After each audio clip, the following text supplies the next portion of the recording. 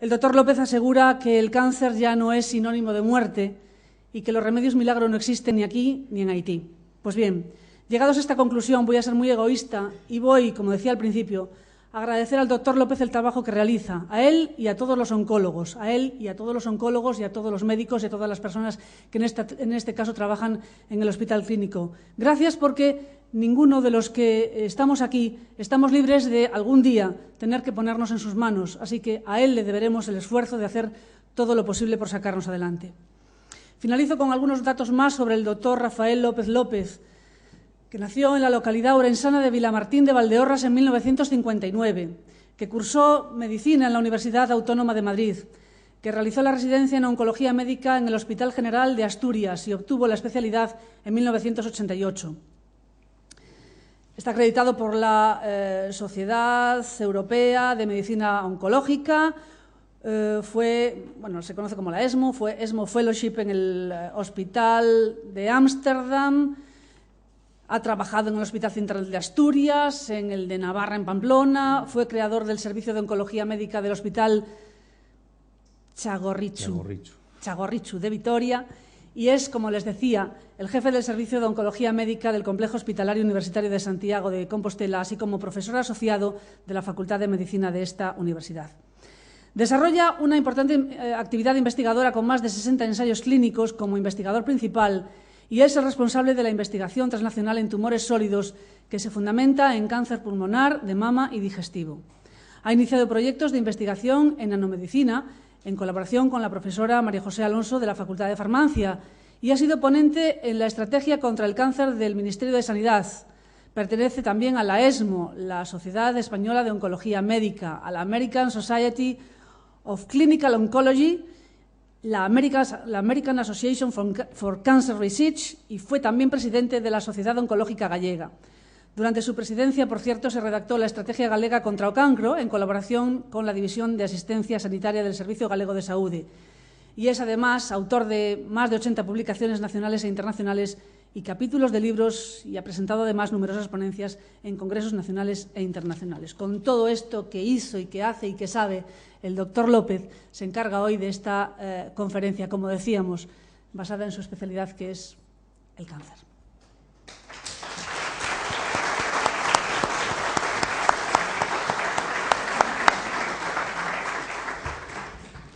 Bueno, no son merecidas. Muchas gracias. Yo pensé en alguien que hable bien, no como yo, que me pesa la lengua yo me trabuco como una azada, y que no tenga ningún trato profesional, ni me conozca ningún aspecto profesional, y aquí está nuestra concejala. Yo la admiro la admiraba y la admiro y la seguiré admirando por su capacidad de comunicación, es evidente su profesión, pero por el ímpetu, la capacidad de emprender cosas, el optimismo, por todo eso yo pensaba que era la persona ideal. No esperaba que me adulase tanto, pero tengo que decir que no he cumplido todos los objetivos que pensaba, que debemos andar con un 20%, que ya es mucho, y que todavía tenemos algo que hacer con atención primaria, pero que los conseguiremos en un futuro próximo. Muchas gracias. Gracias al doctor López. La invitación para hablar o compartir con todos ustedes un poco la visión que tenemos de lo que vemos como es el cáncer hoy en día. Con el servicio digestivo estamos todos los días trabajando, viendo, como pueden imaginar, un montón de pacientes en conjunto y con el roce se gana amistad. Entonces tengan en cuenta eso cuando vean mis palabras de agradecimiento y la invitación de los compañeros de digestivo. Lo primero que cuando vemos el cáncer, lo primero que tenemos que hacer es saber a dónde estamos y saber lo que queremos. Eso nosotros lo llamamos definir claramente los objetivos. Los objetivos en grande, pero también en pequeño, en paciente y paciente. Necesitamos, la sociedad necesita modificar, cambiar la creciente incidencia de cáncer. Cada vez hay más cáncer y eso tenemos que cambiarlo de alguna forma. Tenemos que garantizar, y en los tiempos en los que corren más que nunca, la financiación, el coste. Tenemos que incrementar la calidad de vida e incrementar también la supervivencia de los pacientes con cáncer. Todavía no comprendemos cuáles son los mecanismos por los que aparece y se desarrolla el cáncer. Se ha hecho mucha investigación, pero todavía tenemos que hacer mucha más investigación y trabajar en descubrir y abortar esos mecanismos. Y lo tenemos que hacer también desde el punto de vista translacional y clínico. La investigación clínica en nuestro país todavía está menospreciada. Y finalmente, y como canto a la esperanza, tenemos que ver a los supervivientes, que cada vez hay más supervivientes por fortuna, y tenemos que cuidarlos y volverles a la vida normal. Estos son datos americanos que han aparecido ahí abajo, donde se observa que la disminución de la mortalidad entre el año 96 y el 2006 ha disminuido entre un 12 y un 21%. Son datos americanos. No tenemos datos tan fiables en España, pero pensamos que van a estar muy parecidos a todos los niveles. Esta es una curva que hago yo, donde quiero poner de manifiesto la calidad de vida en el eje de las ordenadas y en el eje de las abscisas, la supervivencia. Cualquier enfermedad, la vida misma, hace disminuir lo que entendemos por calidad de vida y llegamos a un momento en el que nos morimos, con o sin enfermedad. Lo que ha hecho la medicina hasta ahora es desplazar esa curva, retrasar el deterioro en calidad de vida y aumentar un poco o bastante la supervivencia, los años que vivimos. ¿Y qué es lo que todos desearíamos? Si hiciese esa pregunta y cada uno lo contestase, diría: yo quiero vivir muy bien, si es posible, con el inserso para ir a Benidorm y bailar en las discotecas de Benidorm hasta los 80 o hasta los 90 años y después morirme rápidamente. Y ese es el reto de la medicina. Desplazar la curva, mantener una buena calidad de vida, llegar hasta los 80, hasta los 90 años en muy buenas condiciones y de repente caer rápidamente. Eso es desplazar y poner las enfermedades crónicas y en muy buenas condiciones de vida. Y este también es el reto de la oncología, que actualmente más del 50% de todos los tumores se curan. Estamos hablando de 250, 300 enfermedades diferentes, no estamos hablando de una sola enfermedad. Y se puede ver que hay tumores como los que están en la parte de arriba, que es el cáncer de próstata o el cáncer de tiroides o el de testículo, que se curan en una gran mayoría. Y hay otros que están en la parte de abajo, como el cáncer de hígado y páncreas, el cáncer de pulmón, donde los porcentajes son muy bajos. Globalmente, más del 50%. Nos estamos acercando ya entre el 55 y el 60%. La insuficiencia cardíaca, que todos le tenemos mucho menos pánico, tiene muchos peores datos que eso. Y esto lo podemos ver como la botella medio vacía o la botella menos llena. Amelia seguro que lo vería como la botella medio llena, como es una persona optimista y como debemos ser todos, porque realmente hoy en día ya podemos afirmar que cáncer no es sinónimo de muerte, y esto es un gran mensaje que me gustaría transmitir en el día de hoy. Como datos negativos, y ya lo comenté antes, la incidencia, el diagnóstico de cáncer va a seguir aumentando. Estas son las previsiones en hombres y en mujeres en los próximos años en un país con un sistema muy parecido al nuestro, como es Canadá. Esto significa que 1 de cada 2 varones que estamos aquí va a tener cáncer, no morir de cáncer. Y 1 de cada 3 mujeres va a tener cáncer a lo largo de su vida. O sea, que no escondamos la cabeza como las avestruces. Y el cáncer no es un problema de Santiago, ni de Canadá, ni de Estados Unidos. Es un problema de todo el mundo. Esta foto en relación con el cáncer de mama y con una distribución global. Hay cáncer y cada vez habrá más cáncer en los países desarrollados o que están en vías de desarrollo. Y ese es un reto mundial que hay que tener en cuenta. Como se puede observar, la incidencia en los próximos años y la mortalidad se va a duplicar prácticamente en grandes números, llegando a haber hasta 20 millones de nuevos diagnósticos al año en el mundo. Estos son datos, estimaciones mundiales.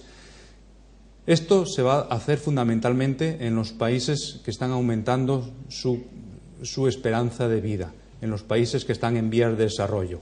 África, Asia, América. Los países occidentales mantenemos un crecimiento mucho más moderado, por fortuna, porque ya lo hemos tenido antes. Y otro tema desagradable, pero que hay que afrontar y hay que ver, que es el dinero.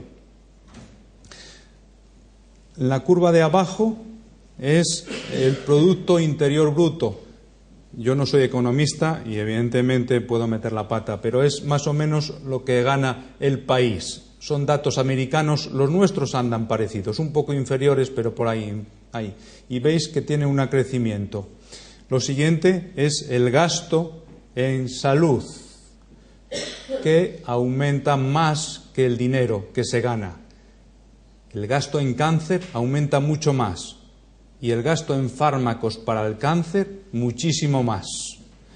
Esto, si sigue así unos años, no se va a poder pagar. Para hacernos una idea, el año pasado el 70% de los pacientes que tenían cáncer y que estaban en tratamiento gastaba una media de $5.000 al mes. El sistema americano es diferente al nuestro, pero es lo que costaría a los americanos que están en tratamiento. $5.000, que son 4.200 euros más o menos, 4.300 euros.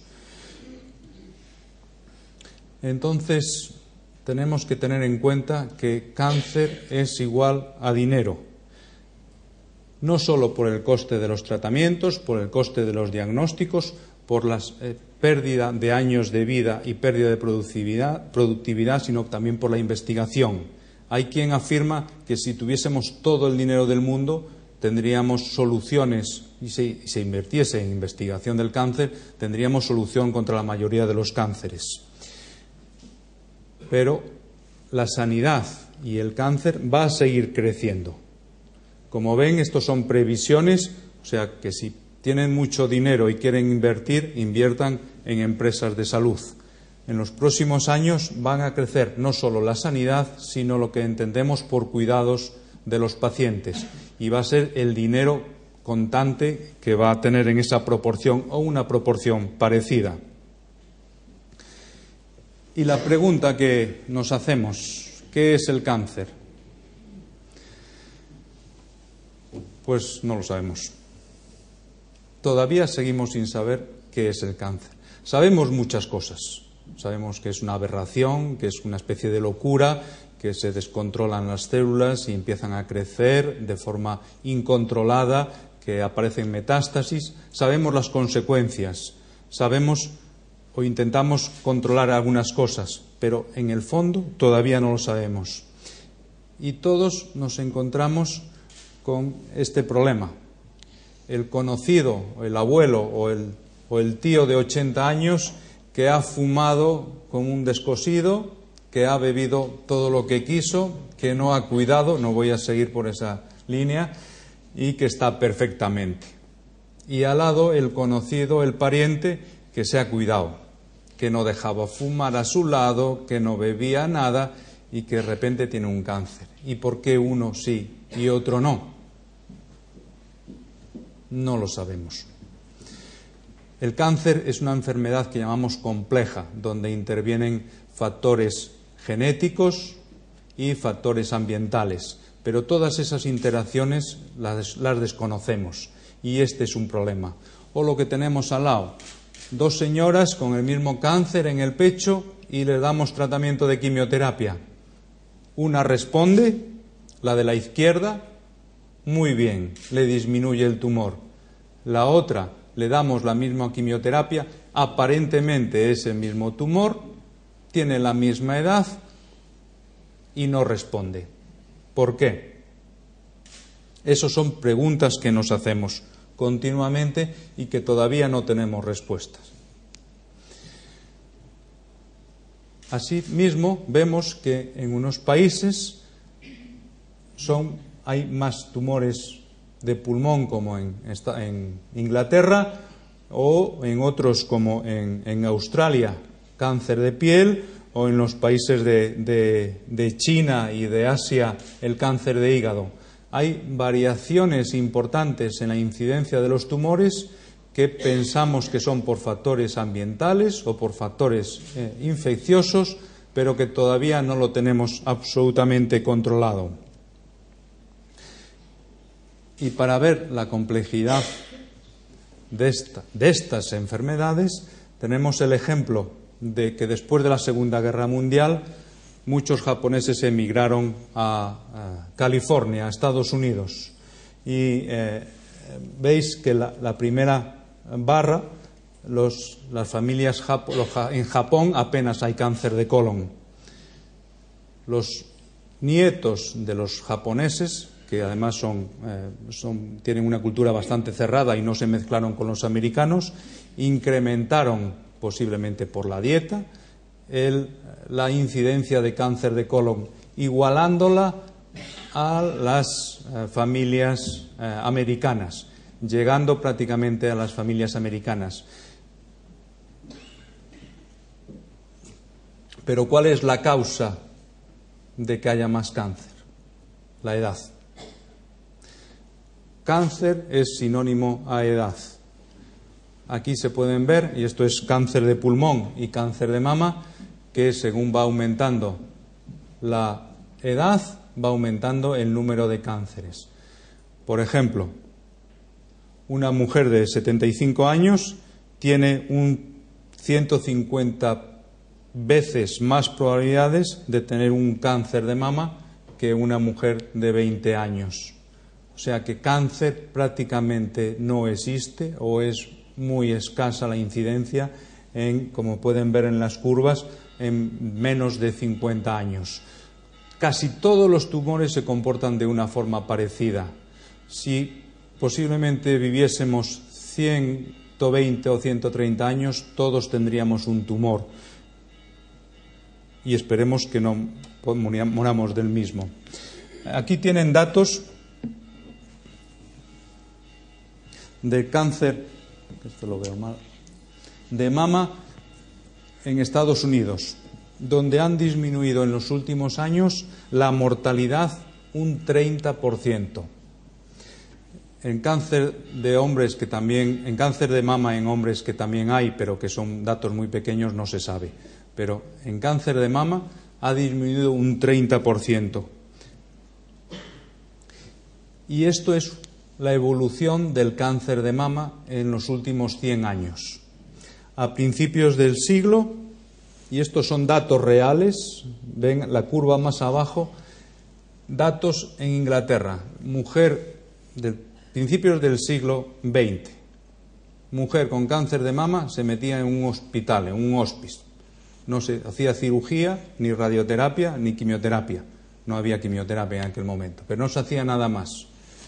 Esa es la supervivencia. El 20% a los 5 años seguían vivas y a los 10 años prácticamente ninguna. Aparecieron las cirugías, que es la curva siguiente.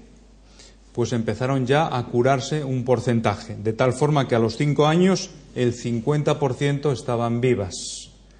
Y las siguientes curvas son con la aportación de la radioterapia y la aportación de la quimioterapia y todos los tratamientos sistémicos. Hoy en día el 85% de las mujeres con cáncer de mama se curan. Esto es un avance importantísimo. En menos de 100 años se ha pasado de 0 al 85%. Y no solo años. Y esta es la única foto desagradable que tengo. Este es un cáncer de mama avanzado.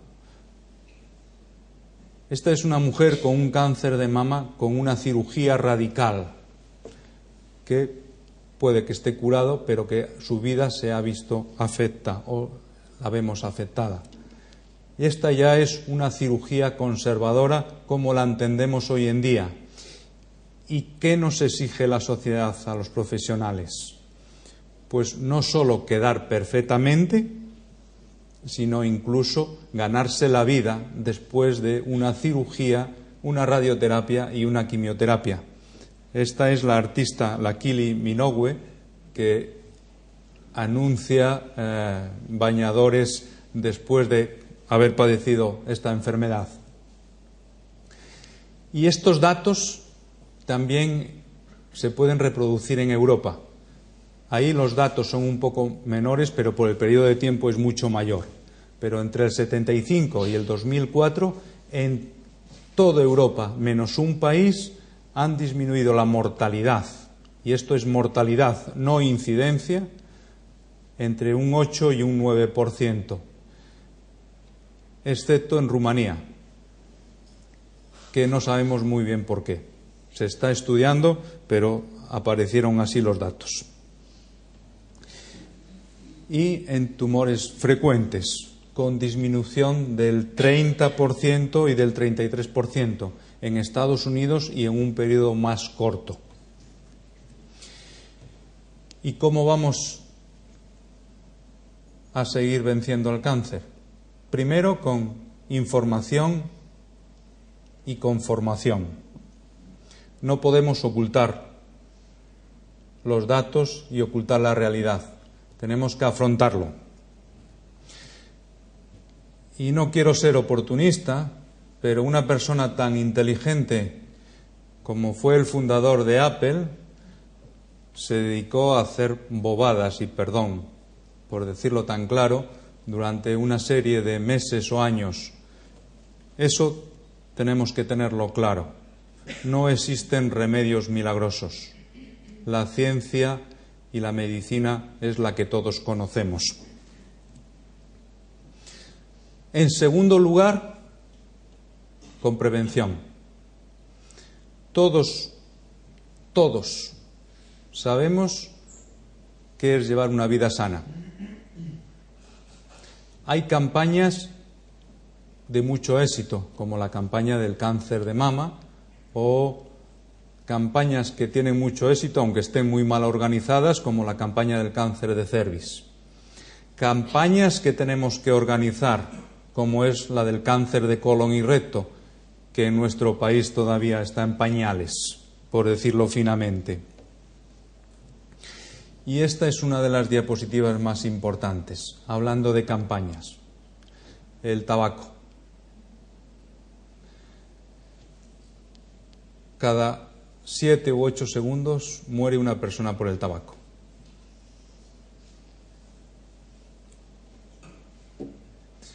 Yo creo que ya llegó el momento de dejar claro que el tabaco mata y que hay que huir del tabaco. Y todos somos responsables. Todos. Lo segundo, comer 5 piezas de fruta o verduras al día. 5. Comer menos carne, que todos lo sabemos. Y 5 piezas de fruta y hortalizas al día. Cuidar el peso, la dieta y hacer un poco de ejercicio. Pero a que todos sabemos eso. Porque no podemos ser el Homo sapiens obesus. Y estos son los factores de riesgo conocidos de cáncer. 30% tabaco, Si eliminamos el tabaco, el 30% de los tumores desaparece. 30% la obesidad. Entre los dos, 60%. Y después todo un mundo de diferentes factores que a veces se le da mucha importancia, como la radiación ultravioleta, que es importante, pero que es el 3%, los factores hereditarios, 5% solo, factores económicos, 3%, el cáncer es muy democrático porque afecta a todas las capas sociales. Parece que los más pobres tienen un poquito más, pero un 3% más, no mucho más. Y también hay factores médicos. Un 1 o un 2% es por culpa de medicinas o de maniobras de radioterapia o de maniobras que hacemos los médicos. Y sigue disminuyendo la incidencia de cáncer, de diferentes cánceres en América. La tercera cuestión es el diagnóstico. El gran problema del cáncer es que es como un iceberg. Cuando lo diagnosticamos es la punta, pero debajo lleva mucho tiempo. Y ese es un problema todavía insalvable hoy en día. Ya nos gustaría a todos los médicos poder diagnosticar el cáncer en los momentos iniciales. Eso es un poco el éxito de las campañas de screening o de prevención que se realizan. El cuarto es diagnosticarlo bien. Hoy cáncer solo se diagnostica con biopsia. Están apareciendo nuevos métodos, perfiles proteómicos o genómicos, que van a aportar mucho en un futuro, que ya nos ayudan hoy en día, que van a ser capaces de predecir o incluso de diagnosticar el cáncer de forma más temprana. Pero esta es la evolución de la ciencia. Hoy en día, con biopsia, para darle el nombre y los apellidos y tratarlo correctamente. Existen tumores donde ha aumentado la mortalidad. No todo son beneficios. Por algún motivo, en algunos tumores que desconocemos, en la mayoría de las situaciones, puede que aumenten la mortalidad. Y estas son las armas clásicas que tenemos: la cirugía, la radioterapia y la quimioterapia. Este es un quirófano de 1930 aquí en Santiago de Compostela. Nada que ver con un moderno quirófano de un hospital un hospital actual. Y en un futuro, y esto ya empieza a verlo en algunos hospitales, la cirugía será como una PlayStation de los niños. Este es el cirujano que está operando a este paciente en una mesa alejada y está jugando como juegan mis hijos con las consolas. Esta cirugía parece más precisa y un poco de ciencia ficción, pero va a ser el futuro. Lo mismo pasa con la radioterapia. Esta es la primera sala de radioterapia que ha habido aquí en Santiago de Compostela. Este es ya un nuevo acelerador donde se puede ver a simple vista la diferencia. Pero más importante aún que la máquina es todo el trabajo de planificación y precisión que realizan los oncólogos radioterápicos y los físicos, donde van a dar produciendo el mínimo daño y matando la mayoría de las células tumorales. Y esto es la quimioterapia, o lo que conocemos como tratamientos sistémicos, que aparecieron por casualidad en un puerto italiano, en un destructor americano que explotó y apareció el gas mostaza. A partir de entonces se desarrollaron muchos tratamientos. Hoy en día tenemos más de 100 fármacos diferentes, incluyendo ya fármacos orales y biológicos. y mejorando los datos de mortalidad, como en la enfermedad de Hodgkin, donde un tumor claramente sensible que ha disminuido de una forma importante. En sexto lugar, tenemos en el tratamiento del cáncer, tenemos que mirar aspectos en relación con el paciente. Y el aspecto más importante del paciente, y lo pongo como ejemplo, es el manejo del dolor. En el dolor seguimos avanzando. Cada vez los pacientes tienen menos dolor, controlamos mejor el dolor, pero todavía no estamos al 100%. Es cierto que en los últimos años hemos mejorado la sonrisa de nuestros pacientes.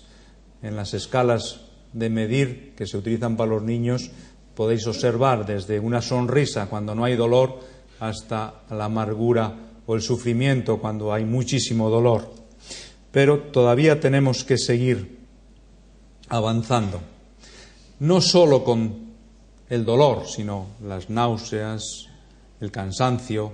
Estamos mejorando otros muchos aspectos del paciente.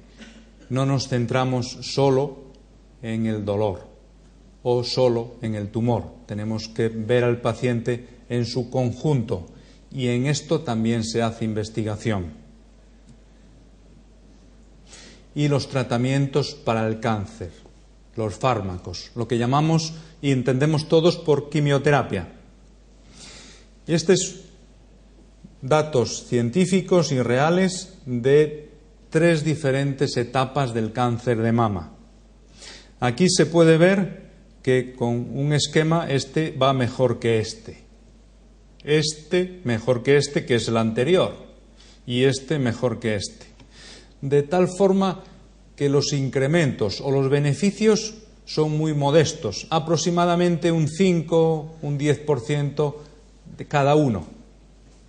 Claro, estos son escalones. Si los vemos en su conjunto, ya llega al 14%. Pasar de un 5 a un 14% ya es muy significativo. Esto es uno de los retos que encontramos en la investigación oncológica. Nuestros escalones, nuestros peldaños en avance son pequeños. No saltamos 50 metros de repente, sino que vamos de metro en metro. Si lo vemos en un escalón, un metro, podemos decir que no es coste eficiente. Pero si perdemos el horizonte de todos los años, perdemos muchos pacientes y mucha investigación. Y surgen las nuevas ideas con la investigación. Hoy ya no entendemos el tumor como tumor de pecho, tumor de mama o cáncer de pulmón, sino que vamos a la célula y empezamos a apreciar diferentes tipos. Y dentro de esos tipos ya queremos ver más apellidos, más características, dentro del complejo mundo de la biología de la célula. De tal forma que hoy en día casi nos perdemos. Un chico como yo, la primera vez que fue a París y vio el plano del metro, me quedé asustado, yendo de Villamartín a París y leyendo todo ese plano.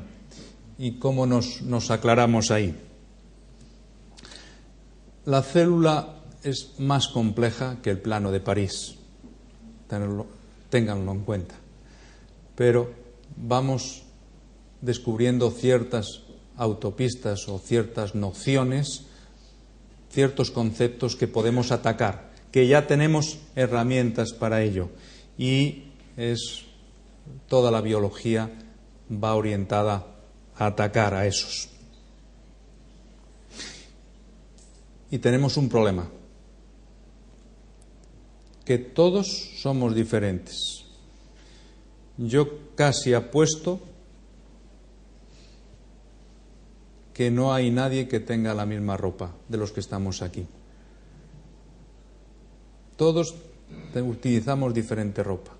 Todos los seres humanos somos diferentes. la diversidad, la variabilidad de la biología es enriquecedora, pero es problemática para intentar tratar estas enfermedades complejas.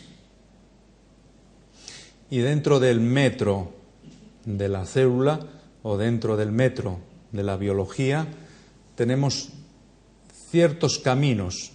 Al final lo que nosotros intentamos es la señal que ataca la célula o que estimula la célula en el citoplasma y que va al núcleo y que hace que se descontrole el sistema generador, pues intentar atacarla en diferentes formas. Esas estrellitas marcan mutaciones, alteraciones que producen que la célula se descontrole, que ya las identificamos, que hay más, sí, pero ya tenemos algunas identificadas, que se pueden imaginar que es como encontrar una aguja en un pajar, pero que la vamos encontrando. Y lo más importante, que ya tenemos fármacos que son capaces de bloquear esas señales, esas vías, esos caminos. Y fármacos ya diseñados inteligentemente.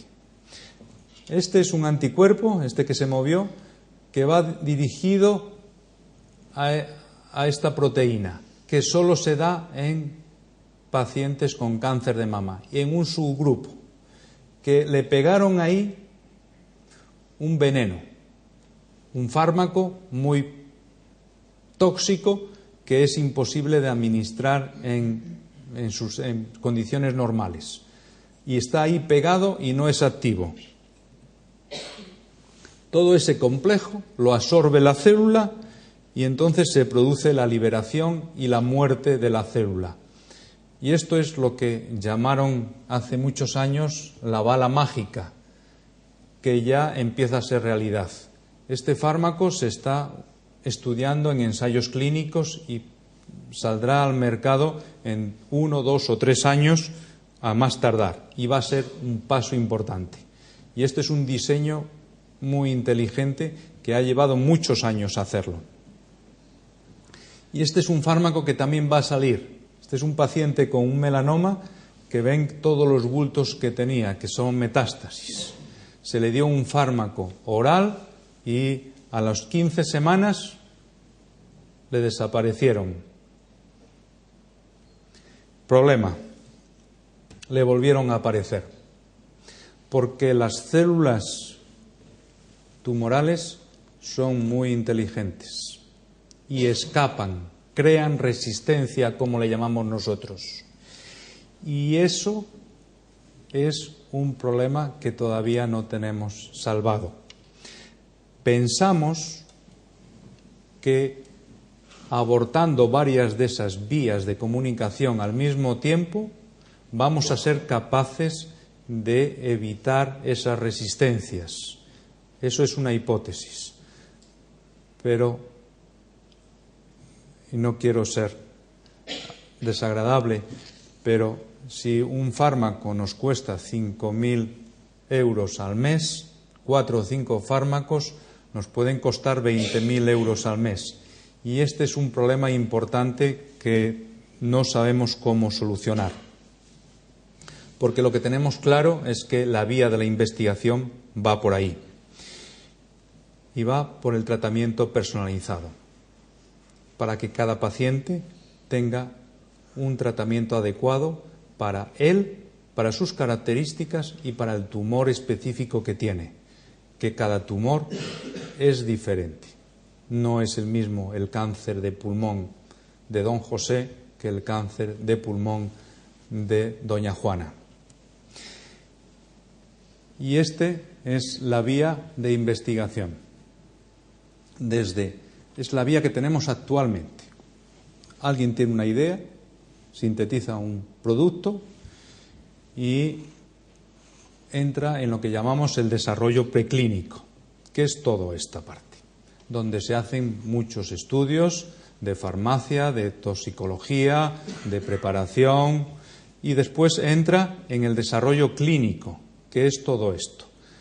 Prácticamente la mitad del tiempo es preclínico y la mitad del tiempo clínico. Pero de 5.000 o 10.000 productos solo se aprueba en esta etapa 1. O sea que tenemos un rendimiento fatal, malísimo. Y nos lleva entre 9 y 15 años. Es decir, que si hoy tiene una idea un investigador de un fármaco maravilloso, va a tardar 10, 12 años en aparecer en la clínica. Y lo siento, pero cuesta 1.000 millones de euros ese fármaco, que debe ser mucho dinero. A nosotros no nos pagan ni la mitad. Y lo que siempre digo, todos los pacientes que se meten en ensayos clínicos es el culmen de la generosidad. Yo le quiero rendir un homenaje porque son generosos, dan todo para el futuro, para los hombres del futuro, para los hijos y las demás personas. Y también hay que decir que es absolutamente necesario. No hay fármaco que no se estudie por esta vía. Pero evidentemente tenemos que mejorar. No podemos gastar tanto dinero y tanto tiempo en el desarrollo clínico y preclínico de estos fármacos. Y esto no es un problema de Santiago, ni de Galicia, ni de España. Es un problema mundial que habrá que solucionar de alguna forma. Porque al final lo que queremos, lo que quiere todo el mundo, es tratar bien, acertar, como dicen nuestros mayores, con fármacos que sean poco tóxicos o nada tóxicos y que tengamos el mayor beneficio. No le vamos a dar fármacos tóxicos sin beneficio a los pacientes. Hoy en día no lo sabemos y lo que queremos es tener herramientas y fármacos para producir, para que estar en la línea del amarillo, desechando las otras líneas. Quizá la segunda la podemos hacer. Y eso le llamamos medicina individualizada. Y para terminar, los supervivientes. Esa es la curva, las barras es el crecimiento en la incidencia. No, la línea es la mortalidad de cáncer en Estados Unidos, que está disminuyendo, y las barras, el incremento de supervivientes.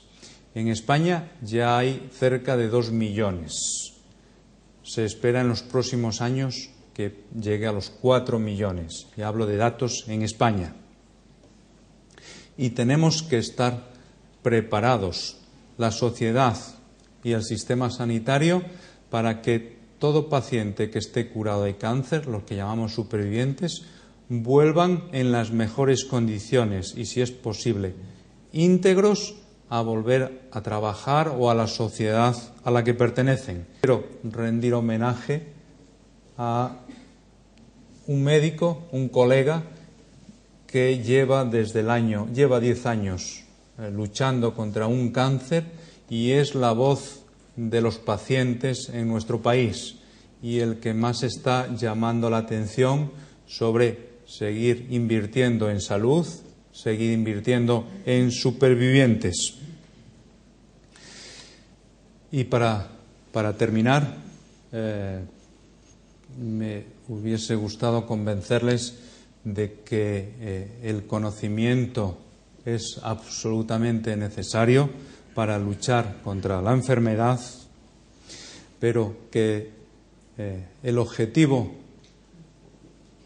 son los pacientes y que para tratar bien a los pacientes tenemos que conjugar humanidad y conocimiento, que es ese nuestro reto y que lo que tenemos que facilitarles el máximo bienestar.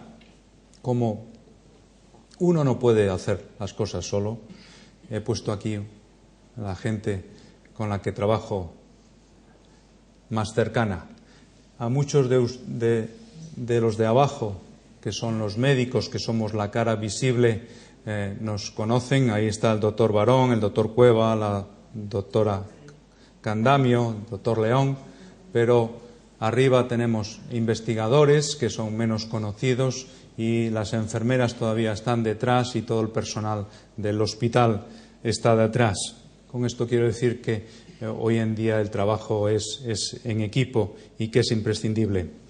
Y finalmente agradecerles su atención y sobre todo el permitirme trabajar en Santiago, un sitio maravilloso donde tiene unas estructuras sólidas de 800 años como nuestra catedral, y a la vez están en la vanguardia del conocimiento, en la vanguardia de la tecnología o de la cultura, como en este caso nuestra ciudad de la cultura. Y estaría encantado de contestar alguna pregunta o recoger alguna sugerencia.